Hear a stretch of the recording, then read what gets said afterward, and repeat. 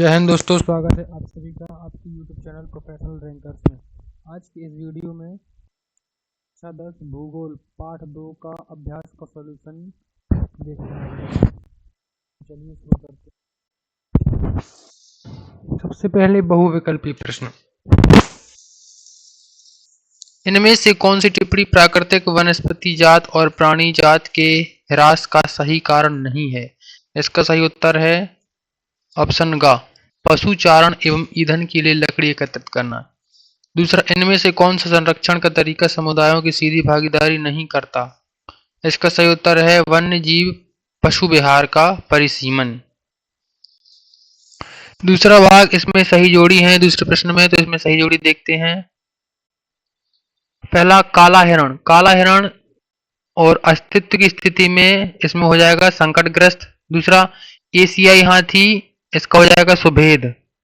तीसरा, अंडमान जंगली सुअर, ये स्थानिक हो जाएगा इसका। फिर चौथा, हिमालयन भूरा भालू, ये दुर्लभ चीज है, इसके दुर्लभ हो जाएगा इसका सही उत्तर। पांचवें नंबर पर आता है गुलाबी सिर वाली बतख, ये लुप्त हो चुकी है, ठीक है, तो इसका हो जाएगा लुप्त। आगे बढ़ते हैं। तीसरा प्रश्न, निम्नलिखित वनों के प्रकार का उनके विवरण से मेल करें। तो आरक्षित वन, आरक्षित वन इसके लिए हो जाएगा वन और वन्य जीव संसाधन संरक्षण की दृष्टि से सर्वाधिक मूल्यवान वन, ठीक है। दूसरा, रक्षित वन, इसमें हो जाएगा वन भूमि जो और अधिक क्षरण से बचाई जाती है, ठीक। इसके बाद तीसरा, अवर्गीकृत वन, तो सरकार, व्यक्तियों और निजी और समुदायों के अधीन अन्य वन और बंजर भूमि, इसका सही उत्तर हो जाएगा। इसके बाद चलते हैं लघु उत्तरीय प्रश्नों पर, जो कि अपन को 30 शब्दों में देना है। तो पहला प्रश्न है, जैव विविधता क्या है, यह मानव जीवन के लिए क्यों महत्वपूर्ण है? तो उत्तर है वन्य जीवन और कृषि फसल उपजातियों में अत्यधिक जैव विविधताएं पाई जाती हैं। यह आकार और कार्य में विभिन्न है, परंतु अंतर निर्भरताओं के जटिल जाल द्वारा एक तंत्र में गुथी हुई है, ठीक है।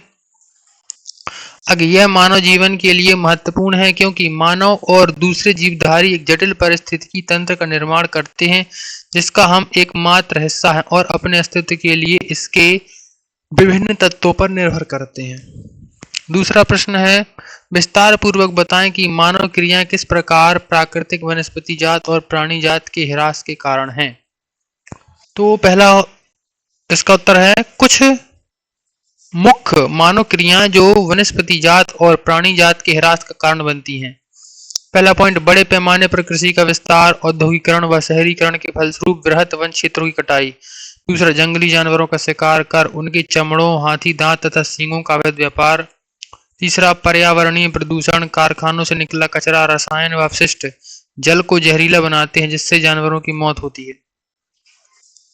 चौथा, स्थानांतरी झूम खेती के कारण कीमती वनों और वन्य जीवन की समाप्ति तथा दावानल को प्रोत्साहन। अगला, बड़ी विकास परियोजनाओं, अत्यधिक पशुचारण और ईंधन के लिए लकड़ी एकत्रित करने से वनों का विनाश।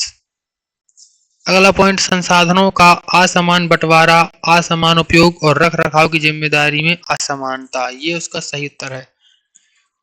अब इसके बाद पहुंचते हैं दीर्घोत्तरीय प्रश्नों पर, जो लगभग 120 शब्दों में देने हैं। तो पहला प्रश्न है, भारत में विभिन्न समुदायों ने किस प्रकार वनों और वन्यजीव संरक्षण और रक्षण में योगदान किया है, विस्तार पूर्वक विवेचना करें।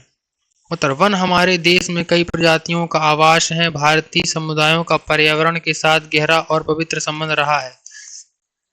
तो पहला, धार्मिक मान्यताएं, छोटा नागपुर क्षेत्र में मुंडा और संथाल जनजातियां महुआ और कदम्ब के पेड़ों की पूजा करती हैं। उड़ीसा और बिहार की जनजातियां शादी के दौरान इमली और आम के पेड़ों की पूजा करती हैं।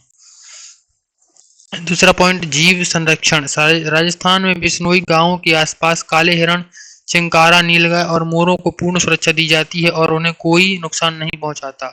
तीसरा, सामुदायिक आंदोलन, सरिस्का बाघ रिजर्व में राजस्थान के ग्रामीण वन्य जीव रक्षण अधिनियम के तहत खनन कार्य बंद करवाने के लिए संघर्षरत है। चौथा, भैरव देव डाकऊ सेंचुरी, राजस्थान के अलवार जिले में 5 गांवों के लोगों ने 1200 हेक्टेयर वन भूमि को भैरव देव डाकऊ सेंचुरी घोषित कर दिया, जहां शिकार पूरी तरह वर्जित है। दूसरा प्रश्न, वन और वन्य जीव संरक्षण में सहयोगी रीति रिवाजों पर एक निबंध लिखिए। तो 120 शब्दों में निबंध यहाँ पर दिया है। भारत में वन और वन्य जीव संरक्षण के लिए प्राचीन रीति रिवाजों और आधुनिक नीतियों का अद्भुत संगम है। पहला पॉइंट, सांस्कृतिक व पारंपरिक आधार। भारतीय समाज में प्रकृति और वन्य जीवों को पूजनीय माना गया है। पीपल, बरगद, आम, इमली जैसे वृक्षों तथा विभिन्न पशु पक्षियों जैसे गरुड़, गाय, मोर को धार्मिक आस्था से जोड़कर संरक्षण प्रदान किया जाता है। दूसरा पॉइंट है कानूनी व सरकारी प्रयास। 1960 और 1970 के दशकों में पर्यावरण संरक्षण की संरक्षकों की मांग पर भारतीय वन्य जीवन रक्षण अधिनियम लागू किया गया, जिससे वन्य जीवों के आवास संरक्षण के सख्त प्रावधान थे। केंद्र और राज्य सरकारों ने नई राष्ट्रीय उद्यान और अभयारण्य स्थापित किए। तीसरा, आदिवासी समाज की भूमिका। विभिन्न समुदाय, विशेष रूप से आदिवासी समूह जो पूरी तरह वनों पर निर्भर हैं, वन्य जीव संरक्षण में सक्रिय और प्राथमिक भूमिका निभा रहे हैं। तो ये अपने पाठ 2 के सभी प्रश्नोत्तर पूरे होते हैं, जिसमें से अपन ने सभी सॉल्यूशन देख लिए विकल्पों से। ठीक है दोस्तों, तो मिलते हैं नेक्स्ट वीडियो में। तब तक चैनल को सब्सक्राइब कर लीजिए जिन लोगों ने नहीं किया है, वीडियो को लाइक कीजिए और इस वीडियो को दोस्तों के साथ शेयर कीजिए ताकि वो भी अपना अध्ययन जारी रख सकें। ठीक है, इसमें प्रश्नोत्तर सभी दिए हैं और जितने शब्दों में पूछे जाते हैं उतने ही शब्दों में दिए हैं, इसलिए आपको ये ज़्यादा बड़े भी प्रश्न नहीं है, इसलिए इनको अच्छे से याद कर लें और अपने दोस्तों के साथ शेयर भी करें। ठीक है, तो मिलते हैं नेक्स्ट वीडियो में। अगले वीडियो में आपको पार्ट 3 के सॉल्यूशन उपलब्ध करा देंगे। ठीक है दोस्तों, तो मिलते हैं नेक्स्ट वीडियो में, तब तक के लिए जय हिंद।